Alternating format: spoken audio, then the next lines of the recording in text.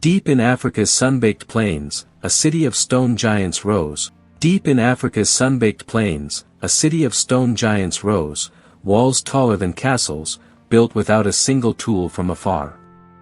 But when Europeans found it, they buried the truth. This wasn't their legacy. It was Africa's. Welcome to Great Zimbabwe, the lost empire that rewrote history. Spanning 7 square kilometers, bigger than Stonehenge and twice as old as most think, this was no myth.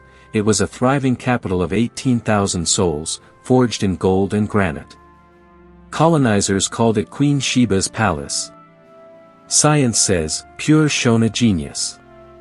Over 5 chapters, we'll uncover the discovery that shocked the world, the lies that hid it, the builders who made it eternal, its rise and fall, and the revival that's claiming it back.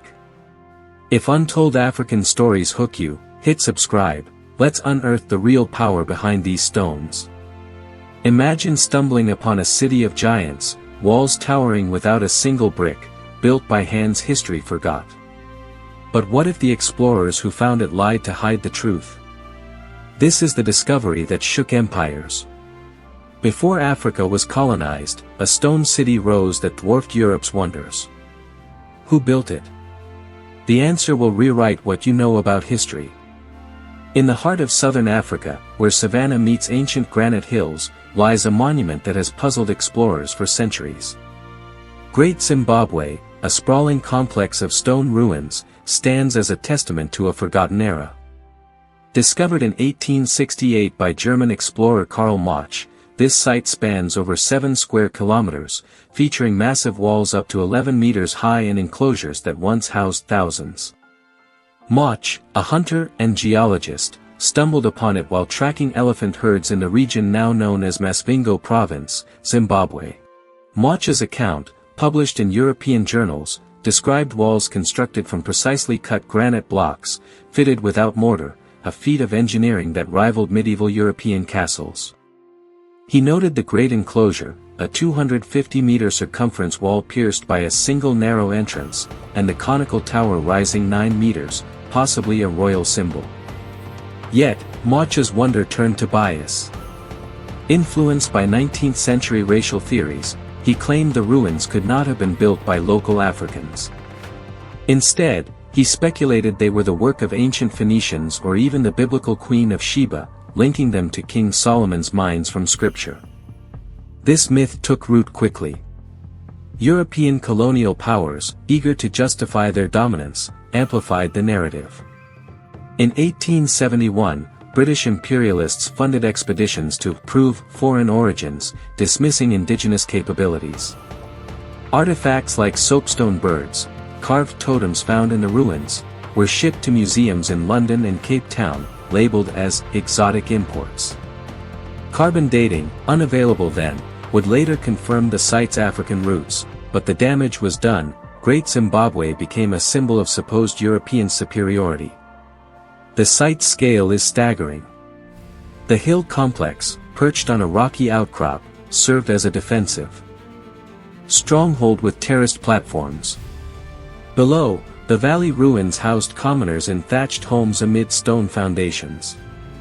Elliptical enclosures suggested ritual spaces, where chiefs conducted ceremonies under vast skies.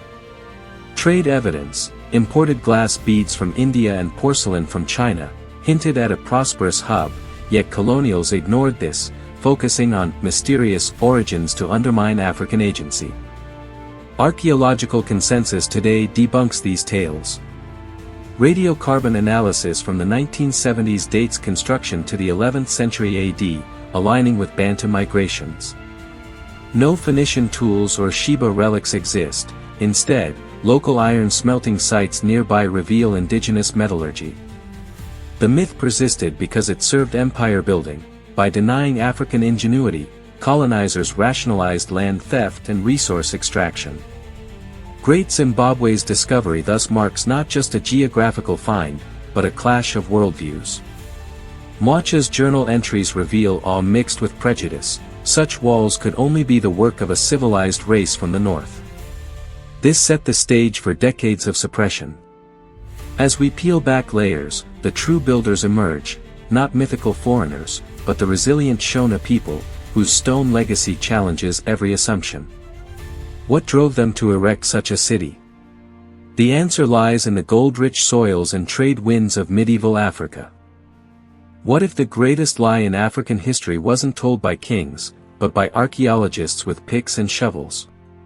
The colonial cover-up of Great Zimbabwe starts here, and it stole a continent's pride. Europeans claimed Africa's wonders as their own. But the evidence buried that myth, uncovering a truth that still echoes in stolen artifacts today. The colonial myth surrounding Great Zimbabwe was no accident, it was a deliberate tool of empire. In the late 19th century, as Britain expanded into southern Africa, figures like Cecil Rhodes, founder of the British South Africa Company, seized on the ruins to legitimize invasion. Rhodes, a diamond magnate turned imperial architect, arrived in 1890 and declared the site proof of white civilizing influence. He sponsored excavations led by Theodore Bent, a British archaeologist, who in 1891 unearthed gold beads and ivory fragments, yet concluded they were Semitic relics, echoing Moch's Phoenician fantasy. Bent's report, The Ruined Cities of Mashonaland, sold thousands of copies in Europe, fueling the narrative that Africans were incapable of such feats. He described the conical tower as a phallic emblem of Ophir, twisting local symbolism into biblical lore. Artifacts were looted, the iconic Zimbabwe birds, 8 soapstone eagles representing ancestral spirits, were carted to the British Museum, where they remain today, symbols of contested heritage. Rhodes even named the territory Rhodesia after himself, erasing indigenous names like Zimbabwe, meaning houses of stone, in Shona. This erasure extended to policy. Under Rhodesian rule, 1890 to 1980, black access to the site was restricted, it became a whites-only park, with guides reciting foreign origin tales. School curricula taught that the ruins predated African arrival, justifying segregation. Dissenters, like local chiefs who recounted oral histories of Shona kings, were silenced. The myth aligned with social Darwinism, positing Europeans as history's natural heirs. Evidence against it mounted slowly. Gertrude Cotton Thompson's 1929 excavation, one of the first scientific digs, found no foreign pottery styles, only local granitic quartzite blocks shaped by African masons. She affirmed indigenous construction but faced backlash for challenging the establishment. Post-independence, in 1980, Zimbabwean archaeologists like Peter Garlake reclaimed the narrative, using stratigraphy to show layered African occupation from 900 AD. The myth's persistence reveals deeper biases. Why attribute genius to distant ancients when locals built it? It denied Africans agency in their own past, preserving power imbalances. Comparative studies show parallels with other African sites, like Mapungubwe in South Africa, built by similar Bantu groups with dry stone techniques. No linguistic or genetic links to Phoenicians exist. Shona oral traditions, preserved in praise poems, describe the city's founding by ancestral heroes like the Moyo dynasty. Repatriation efforts today highlight the fallout. Zimbabwe demands the return of looted birds, citing UNESCO conventions. Museums resist, citing universal heritage, but this echoes colonial theft. The myth delayed recognition. Great Zimbabwe was only named a World Heritage Site in 1986, after independence. It underscores how archaeology can be weaponized, facts twisted to serve ideology. As the foreign builder narrative crumbles, the focus shifts to the Shona architects themselves. Their methods, dolerite hammers for stone dressing, interlocking courses for stability, demonstrate mastery without foreign aid.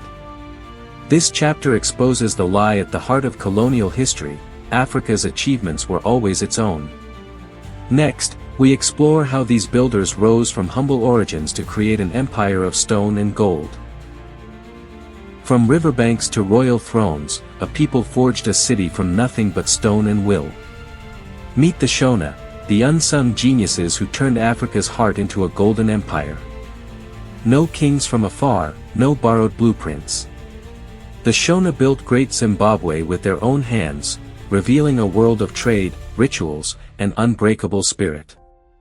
The true creators of Great Zimbabwe were the Shona people, ancestors of modern Zimbabweans, whose ingenuity transformed a rugged landscape into a thriving capital. Emerging around 900 AD during Bantu expansions from Central Africa, the Shona settled the Zimbabwe plateau, drawn by fertile soils and gold deposits in nearby rivers. By the 11th century, they had mastered ironworking and agriculture, cultivating millet, sorghum, and cattle herding on terraced fields. This foundation enabled the city's rise as the heart of the Kingdom of Zimbabwe, or Zimbabwe. Construction began modestly, small stone huts clustered around hilltops for defense against raiders. Over centuries, these evolved into monumental structures using local granite and basalt, quarried from outcrops just kilometers away. Workers, likely organized in communal labor groups under chiefs, employed dry stone masonry, where stones were shaped with stone hammers and fitted by gravity alone. The hill complex, with its 5-meter-thick walls and narrow passages, functioned as a royal acropolis, housing the Mambo, king, and his court. Dwellings featured curved walls and thatched roofs, blending utility with symbolism, curves mimicking sacred hills. Daily life buzzed with purpose. Population estimates reach 18,000 at its peak, supported by intensive farming and herding. Women managed granaries and pottery, crafting vessels for grain storage. Men hunted and smelted iron for tools. Rituals centered on ancestor veneration. The western enclosure likely hosted diviner ceremonies, with soapstone carvings invoking Mudzimu spirits. The conical tower, in the great enclosure, may have symbolized fertility or phallic power, aligning with Shona cosmology where stone represented permanence. Trade fueled expansion. Great Zimbabwe sat at the nexus of the Indian Ocean network, exporting gold panned from rivers and ivory from elephant hunts. In exchange, Arab Swahili merchants brought beads, cloth, and ceramics, evidenced by over 2,000 imported items excavated on-site. Persian faience and Chinese celadone shards confirm links to distant empires, positioning Zimbabwe as a medieval superpower. Economic surplus funded building. Tribute from satellite villages supplied labor and materials. Social structure was hierarchical yet communal. The king, advised by spirit mediums, wielded authority through rainmaking rites and justice. Oral epics, like those of the Hikwi dynasty, recount founders migrating from the north, establishing sacred sites. Gender roles were balanced. Women held economic power via crafts, while men led military defenses. No slavery marred this society. Labor was reciprocal, tied to kinship. Archaeology illuminates these details. Excavations reveal cattle bones indicating wealth, and grinding stones for ochre used in body paint. Pollen analysis shows environmental management. Forests cleared selectively to prevent erosion. The Shona's engineering, retaining walls against slopes, aqueducts for water, prevented collapse over 500 years. This was no primitive outpost but a sophisticated state, rivaling contemporary Europe. Challenges shaped resilience. Periodic droughts tested adaptability. The Shona innovated with rock reservoirs. Conflicts with neighboring groups honed defensive designs. Their worldview, infused with animism, saw the land as alive, stones as extensions of ancestors. This philosophy underpinned endurance. The Shona world at Great Zimbabwe was one of harmony between people, land, and spirits. Their legacy endures in modern Shona culture, from beadwork to praise poetry. As we trace the city's growth, it becomes clear, this was Africa's own Renaissance, built by hands that knew the earth intimately. What forces led to its eventual decline? The story turns from triumph to transformation. A city that glittered with gold and echoed with feasts, until the earth itself rebelled. Great Zimbabwe's rise was legendary, its fall, a quiet warning we still ignore. From humble farms to a trade empire spanning oceans, then whispers of drought and betrayal. This is the heartbeat of a civilization's unbreakable cycle. Great Zimbabwe's ascent from 11th to 15th century marked a golden age for southern Africa, transforming a regional chiefdom into a vast kingdom controlling trade from the Zambezi to the Limpopo. By 1250 AD, under rulers like the Matapa dynasty's forebears, the city had expanded to encompass 722 structures, its walls enclosing sacred and secular spaces. This peak reflected economic booms. Gold production hit 10 tons annually, funneled through coastal ports like Sofala, where Swahili agents bartered for spices and silks. At its zenith around 1400 AD, Great Zimbabwe was a cosmopolitan hub. The royal court hosted envoys from Kilwa and India, feasting on beef and imported wine in the king's enclosure. Monumental architecture peaked with the addition of chevron patterns, incised soapstone motifs adorning entrances, symbolizing status. The population diversified, Shona core mingled with traders, fostering linguistic exchanges that enriched Chi-Shona dialects. Military prowess secured borders, iron-tipped spears and stockades deterred invasions. Sustainability defined this era. Agricultural terraces, analyzed via soil cores, maximized yields on marginal land, while cattle enclosures preserved pastures. Water management included contour channels diverting rainfall to fields. Cultural flourishing saw the rise of bira music and spirit possession dances, integral to social cohesion. The king's power, legitimized by oracle consultations, extended influence over 50,000 square kilometers, collecting tribute in kind. Yet, seeds of decline sprouted amid success. Overexploitation strained resources, intensified gold mining depleted alluvial deposits, forcing deeper shafts that eroded hillsides. Cattle herds, vital for manure and milk, overgrazed savannas, leading to soil compaction evident in fossilized dung layers. Climate shifts compounded issues. A medieval warm period gave way to cooler, drier conditions around 1450 AD, confirmed by tree-ring data from regional baobabs. Trade disruptions accelerated the fall. Portuguese arrival in the 1490s rerouted commerce to coastal factories, bypassing inland hubs. Internal strife emerged, succession disputes among princes fragmented loyalty, as oral histories describe rival claimants warring over the throne. Environmental stress peaked in the 15th century, lakebed sediments show reduced rainfall, triggering famines. By 1550 AD, the city was largely abandoned. Inhabitants migrated north to the Matapa Empire, carrying skills to new sites like Kami.